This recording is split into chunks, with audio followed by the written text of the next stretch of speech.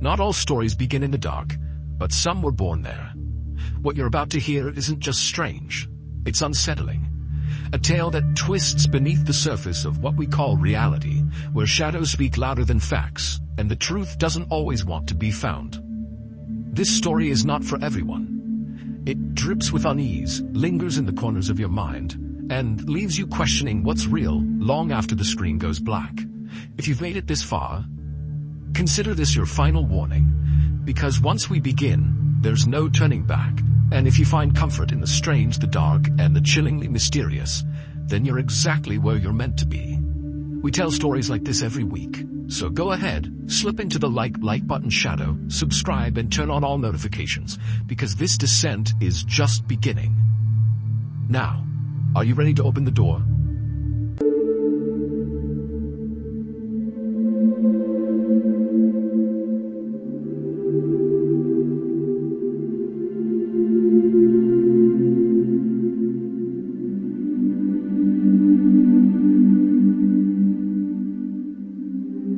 The banshee shriek and strobing lights of the cruiser died down as Officer Hank Lewis switched off the ignition. The journey was far from pleasant. The damn vehicle had almost surrendered to the stubborn, gluttonous mud that led up to the road.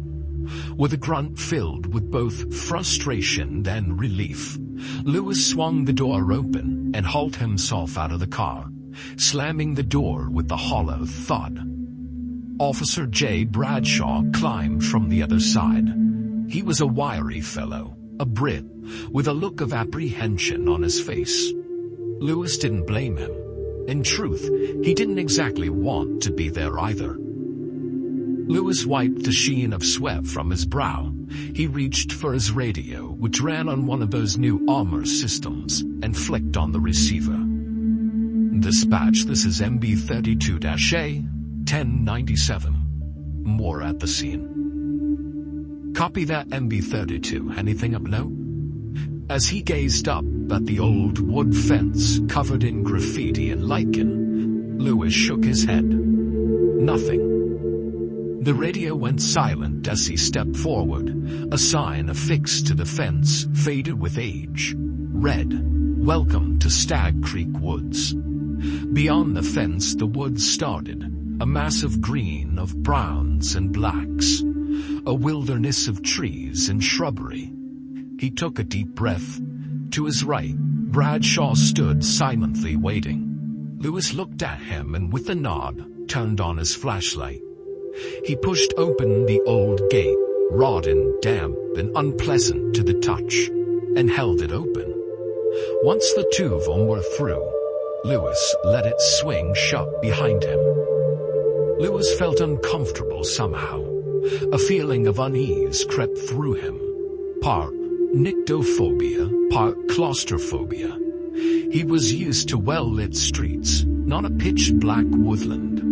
By all accounts, neither of them should have been there in the first place.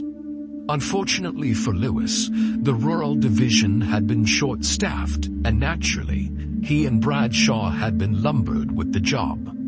Now they were paying the price. At least there were other officers in the area. While Lewis and Bradshaw were operating primarily in the west, 3 other groups were stationed in different corners of the woods. K-9 units were operating elsewhere, but neither of them had the luxury of a dog.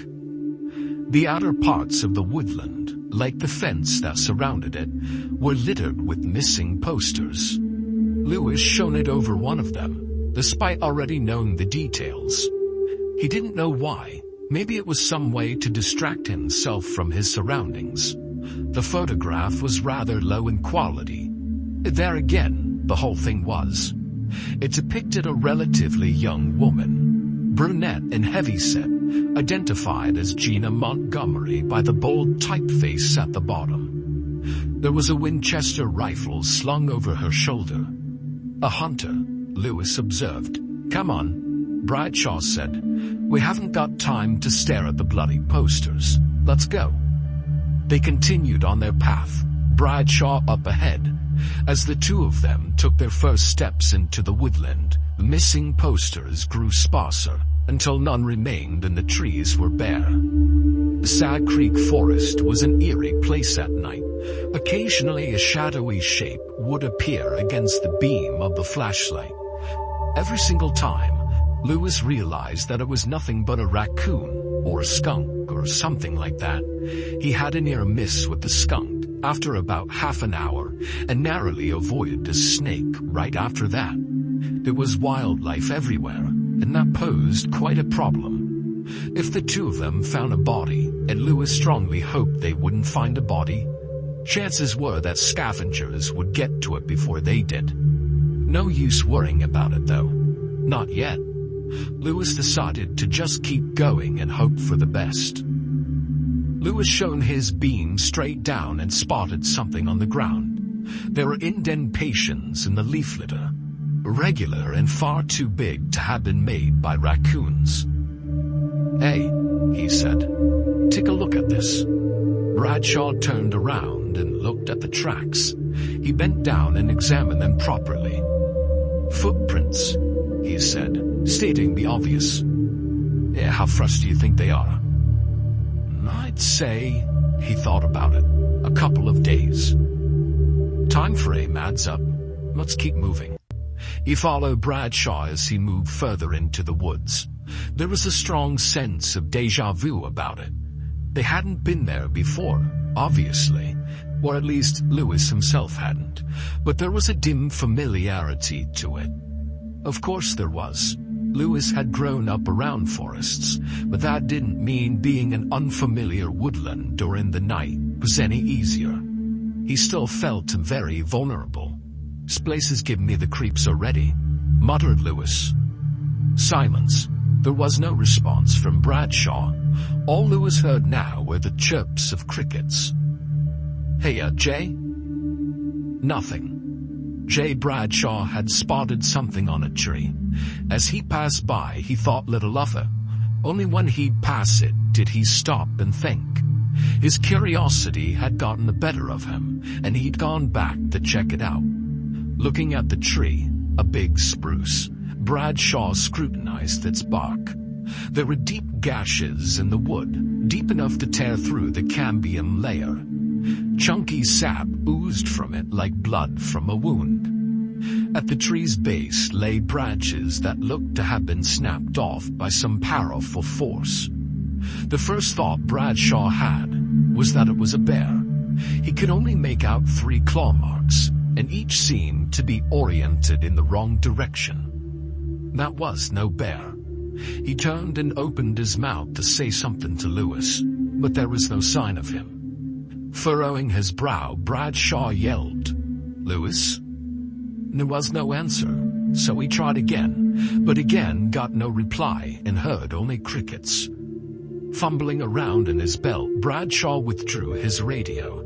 He tried Lewis's channel but received only static. Switching channels, he spoke. "Dispatch, this is MB32-B, he said. "I got separated from MB32-A. I'm near a big spruce. Rough location is Stag Creek Forest. Over." There was silence from the other end. Over the din of the radio, Lewis could make out the sound of rustling leaves and snapping branches. A moment later, the voice of the dispatcher broke the silence. "MB32-B, have you attempted to contact MB32-A?" "Twice so far, no response. Over." "Copy that. Keep us updated and try to re-establish connection." "Understood." Bradshaw slotted the radio back into its holster. "Damn it, Hank. Where are you?" He turned away from the mangled tree trunk and continued. About 5 minutes after leaving the spruce, something appeared in Bradshaw's periphery. He spun around. "Lewis?" There was no reply. Whatever it was carried on, unperturbed. Some sort of animal, maybe. He raised his flashlight and shone it on the vegetation nearby. It moved. Bradshaw furrowed his brow and walked a little closer, but not too far.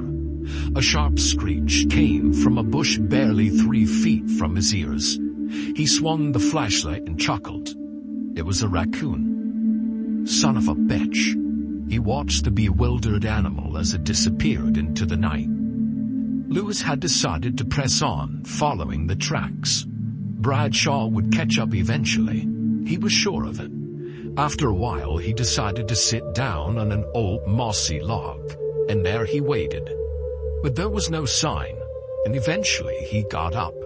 If he couldn't find Bradshaw, and a Bradshaw wasn't going to come to him, he tried to track down one of the other officers. A burst of static interrupted his thoughts, and he could barely make out what was being said. Radio check MB32-A. You copy? He fumbled in his belt and pulled out his radio. Reading a loud and clear dispatch, over. Any contact with MB32-B, he's looking for you. I haven't heard a bloody thing, over. A pause. Do you know your location? Is there anyone else in the vicinity? Lewis got to his feet and shone his flashlight around. I haven't the faintest clue. As far as I know, I'm the only officer in the sector, over. Copy that. The radio clicked. Lewis glanced behind him, shining his flashlight into the darkness, and again saw nothing. He set off, continuing to follow the footprints. He wanted to back out, but alone or otherwise, he still had a job to do. For a while, Hank Lewis walked on, until the sound of rushing water reached his ears. Shining his flashlight up ahead, he saw the ground abruptly drop off. That must be Stag Creek, Lewis thought as he walked closer. His approach confirmed his suspicions. Stag Creek was relatively wide, a tributary of the Eel River. Its banks were surrounded by rocks, and the water level was low. Most of the riverbed was filled with sludge and silt. Beneath the surface were countless boulders and submerged logs, and it stank to high heaven. Rotten eggs, that was the closest approximation Lewis could find. The smell was that of rotten eggs.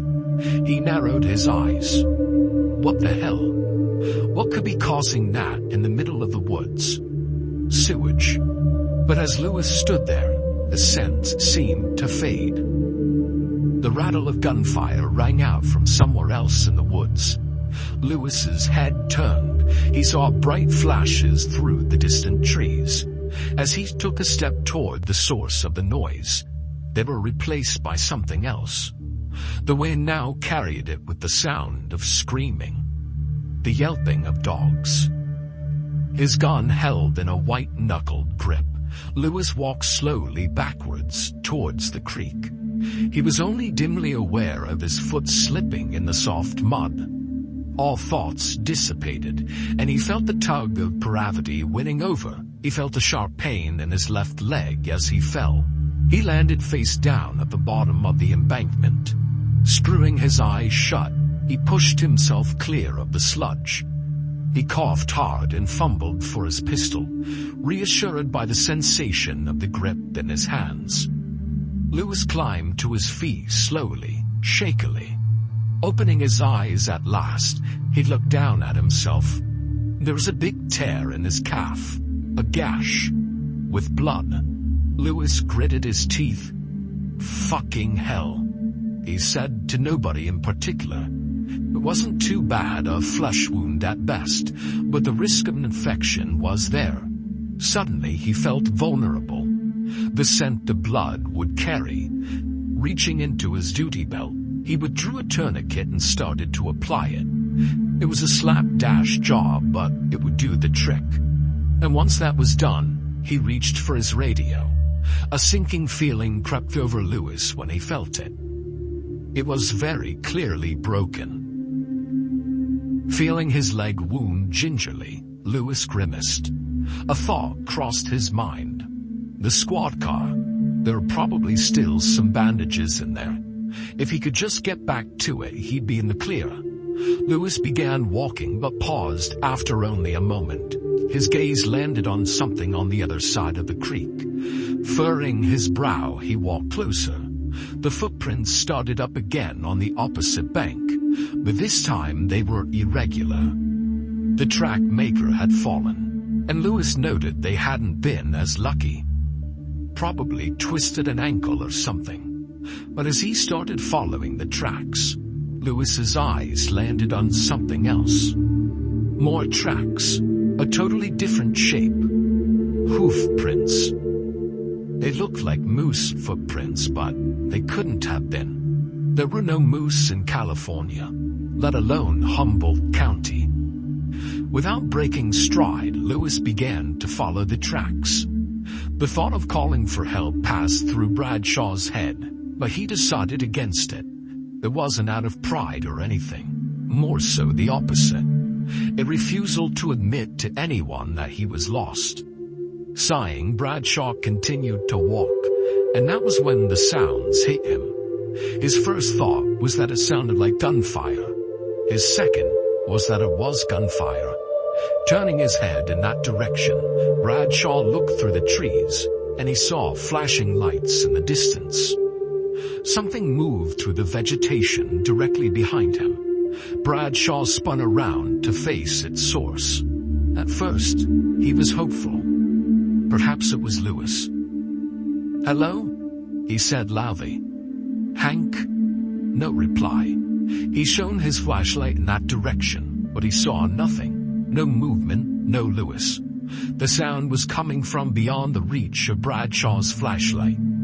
Then the smell struck him, a horrid odor like rotten eggs. A bead of sweat trickled down Bradshaw's forehead, and he tightened his grip on the object in his hand. "Thought," he told himself, "get a grip." There were probably hundreds of rational explanations for that smell. It wasn't like he could think of any, but there must have been. Taking in a deep breath, Bradshaw walked towards the source of the smell. It was awful, and now he could discern an undertone of rot. What the hell? As the sulfur smell faded, the rotting smell seemed to grow stronger as a low drone filled the air. He covered his face with his sleeve and shone his flashlight onto the ground. The scene before him most closely resembled the kill site. Scraps of tattered fabric were strewn like confetti around the leaf litter. The buzz of flies drowned out every single sound. Bradshaw's eyes widened as they landed on the mass sprawled in the middle. Christ alive. Bradshaw's mind went blank for a second. He felt bile rise in his throat, and after forcing it back down, he fumbled for his radio. "Dispatch, this is MB32-B. I have a 10-100. I repeat, a 10-100. The exact location is unclear, though surrounded by oak trees." Bradshaw's radio crackled. "Copy that, MB32-B. Came the voice of the dispatch operator. As it faded into silence yet again, leaving only the buzzing of flies, Bradshaw felt sick. He regretted being here, but he didn't have time to calm down. A sound came from behind him. Whirling around, he reached for the holster on his waist and pulled out his pistol. Another noise punctuated the monotone droning. Footfalls. Right behind him. He didn't have time to fire. The trees around Lewis grew sparser as he trudged further from the woodland's dark depths. The air seemed to grow heavy, and it was almost unnervingly silent. A few times Lewis thought he'd heard something moving through the vegetation nearby. Hell, he probably had. But then everything sounded louder in the woods.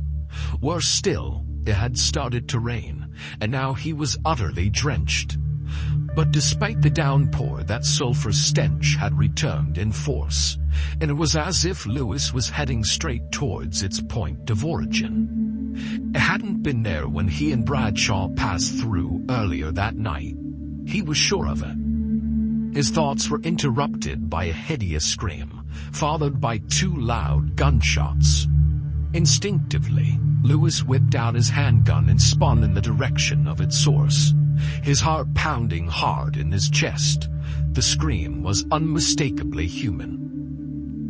"Bradshaw?" he half-yelled. He was met with silence. Screaming stopped abruptly. Reholstering his pistol, Lewis raised his flashlight in that direction. Nothing. He staggered in the direction of the scream. Something must have happened. Had Bradshaw fallen? Lewis pushed through the dense underbrush, his footsteps muffled by the leaf litter. Cursing his lack of a functioning radio, he pressed forward.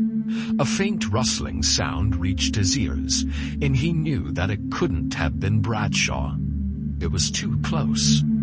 He directed his flashlight in the direction of the noise. A flash of movement, so quick that for a moment he questioned whether he'd even seen it. Was that an animal or a person? "Who's there?" he barked with renewed, if deceptive, bravado. But there was no answer. "Might you try anything stupid? I'm armed." Again, no answer. The stench of rotting eggs reached his nostrils again. It was almost unbearable now, as if some hellish smoke was billowing into his lungs. Lewis coughed hard and staggered back. From just beyond the reach of his light, he could faintly discern a noise. It was the sound of loud inhalations and exhalations. Lewis pulled out his sidearm and aimed it shakily into the inky blackness. Unsteadily, he stepped closer, staring into the void. He was dimly aware that the void was staring back. "Come on, you little shit," he mouthed. "Come out here where I could see you." But he saw nothing. The smell faded away, till it was gone. Lewis lowered his gun and squinted into the night. From his left came a noise. He held his breath and listened. It was breathing. Bradshaw's breathing. Stuffing the gun back into its holster, Lewis staggered in the direction of the noise. "Bradshaw!" he yelled again.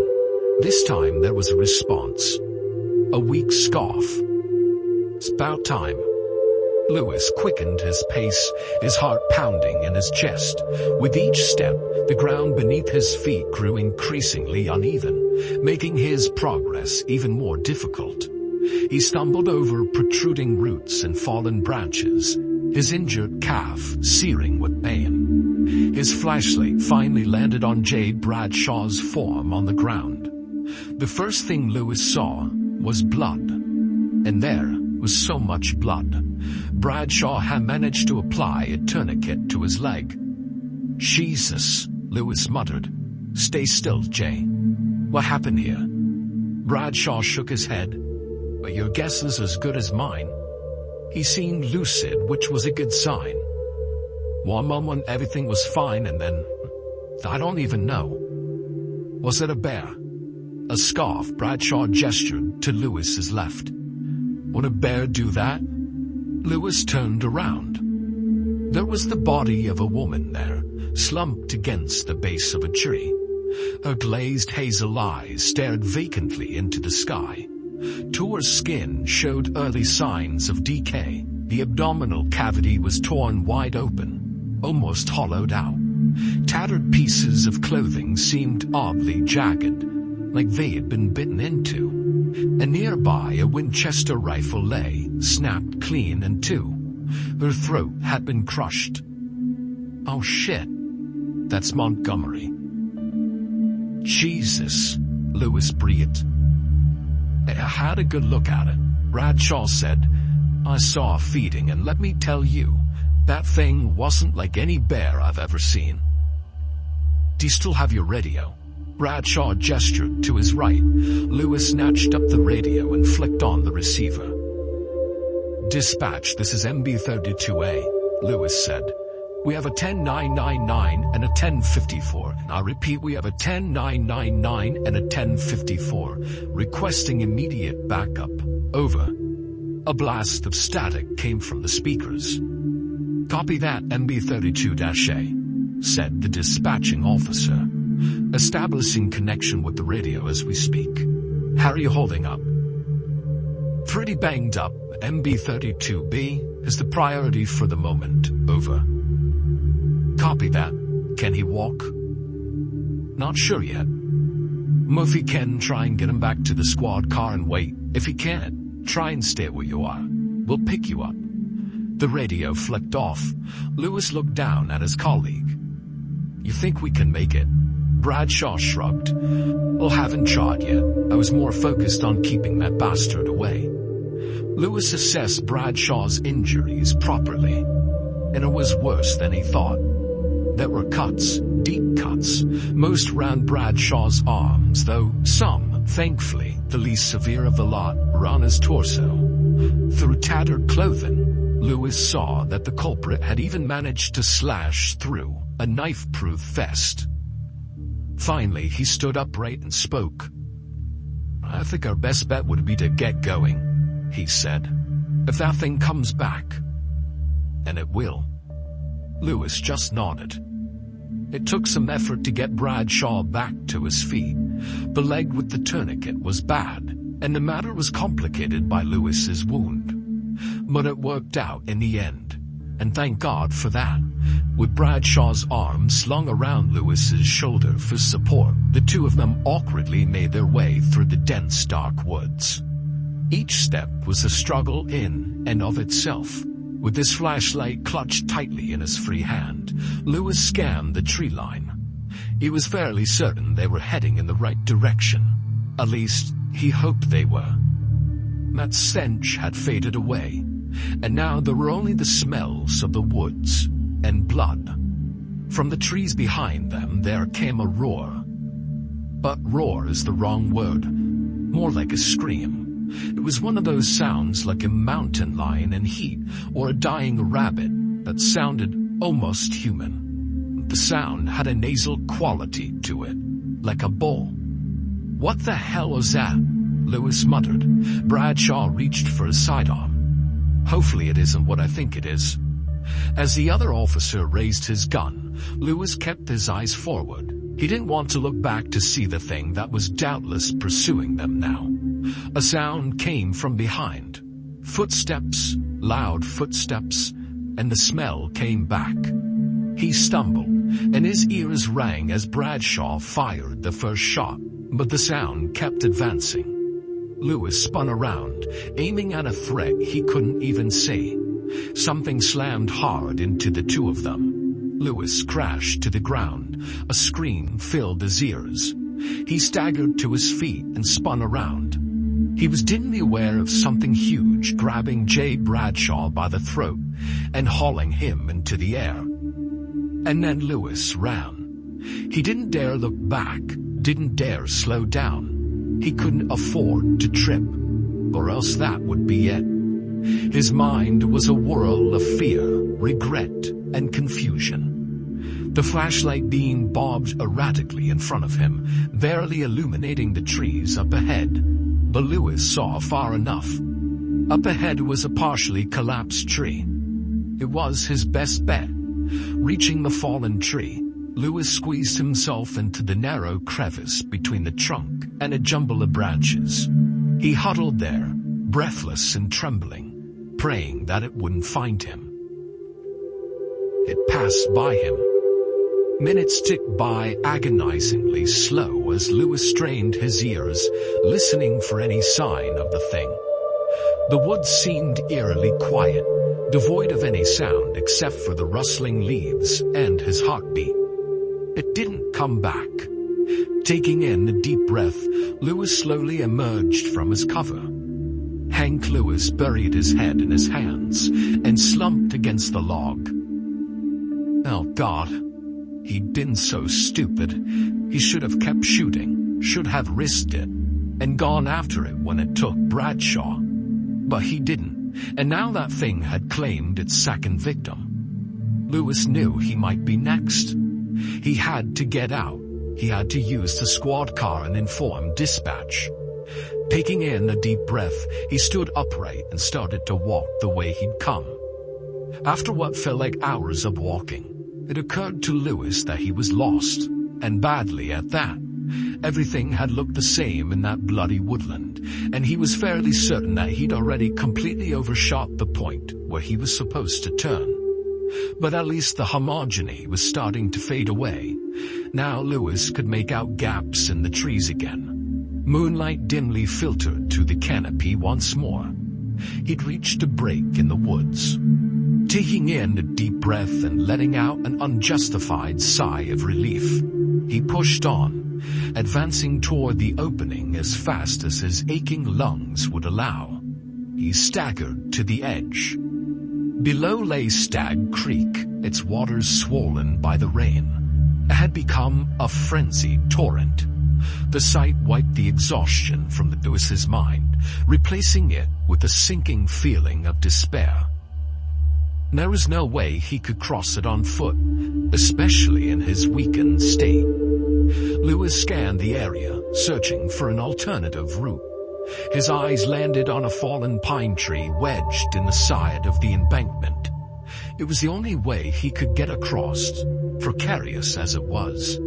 If nothing else, he'd be on a different side of the river to that thing. Cautiously, he made his way around the rocks that fringed the creek and approached the fallen pine tree. It was long and sturdy, with its branches stripped away by time and weather. Lewis could see that it leaned slightly towards the other side of the creek, offering a precarious bridge over the raging waters. Taking a deep breath, Lewis steadied himself and carefully stepped onto the fallen tree. It wobbled under his weight, making his heart race even faster. He knew that any misstep could send him tumbling into the merciless current below. He kept his focus on the opposite bank, his eyes fixed on a solid patch of ground where he aimed to reach. And as he inched forward, the tree groaned and shifted. Each step became a test of balance and nerve. Both dissipated as a scream echoed from the trees, and Lewis slipped. He hit the water hard. His left arm was pinned under his body, and he felt a bone snap as he struck the underlying rock. White-hot pain surged up his shoulder. The moment his head cleared the water, he took in a deep breath, and it took every fiber of his being not to scream. His flashlight drifted away from him, and with his good arm, Lewis strained and barely grabbed it. It still worked, thank God. Awkwardly, he struggled to the surface, hooking his arm around a rock and holding himself in place. From somewhere behind him, there came a loud crash. Gritting his teeth from the raw pain, he spun around, and there it was, rising from the water. It was tall, far taller than any man. The flashlight illuminated a long face atop a thickly muscled neck. Lewis's first thought was that it resembled a cow's head, but it was all wrong. Its mouth stretched too far back. The eyes that stared back at Lewis weren't those of a bull, though. They faced forward like those of a man. It was, he realized, very similar to a minotaur. And then, lifting a large hoofed foot from the torrent, it started to advance. Lewis staggered back, his eyes locked on the creature. Watering as that horrid rotten egg stench hit him like a sack of bricks. It was in no rush to attack. It knew he was injured, and had no reason to charge. Swapping the flashlight for the pistol, Lewis raised it and aimed it at the thing. It was a hand he was worse with, but that didn't matter. His finger coiled around the trigger, but the thing kept coming. The moment Hank Lewis pulled the trigger, the night briefly turned to day. A bullet struck the creature's thick neck, causing a spray of dark liquid to spurt from the wound. It staggered, clutching at the wound with a cleft hand. A low rasp escaped its jaw as it backed off. Lewis leveled his pistol again and fired.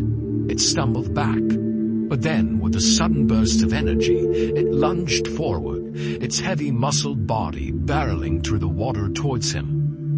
Lewis's heart pounded in his chest as he fired off another round. The creature roared in agony, but its momentum was unstoppable. It was too close, and Lewis was too slow. A three-clawed hand swiped at him, catching him across the chest.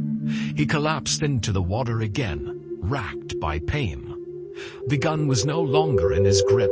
On his feet now, Lewis saw the thing surging towards him again, and on instinct, he pulled out his flashlight, shining the beam right into its eyes.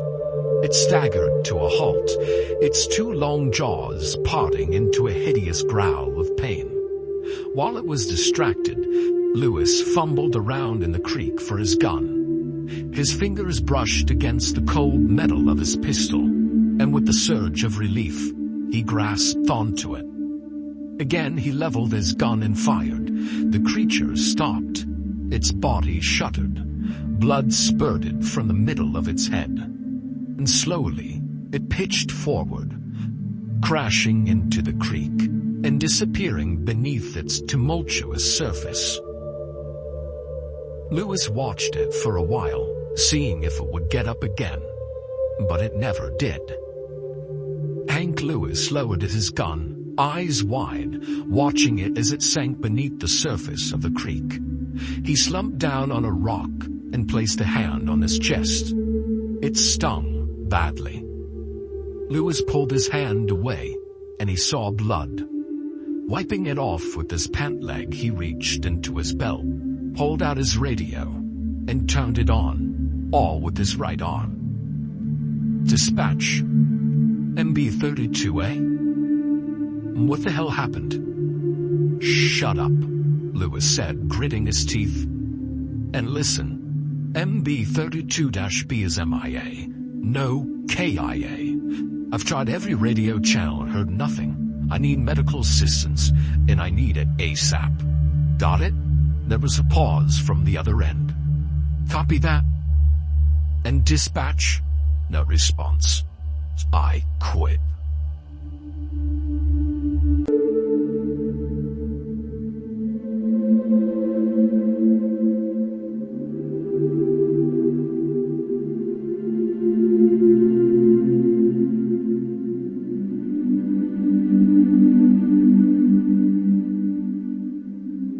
And just like that, we've reached the edge of tonight's story. But the shadows don't end here. They're still moving, whispering, watching, waiting. Because what you've seen is only a sliver of what truly hides beneath the surface.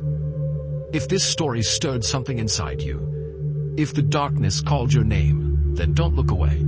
Subscribe to this channel, turn on all notifications, and join us every week as we descend deeper into the unknown. Leave a like if your pulse hasn't betrayed you yet. Share your thoughts in the comments, and remember, the next story might already be unfolding right behind you. I'll see you in the next Descent into the Shadows.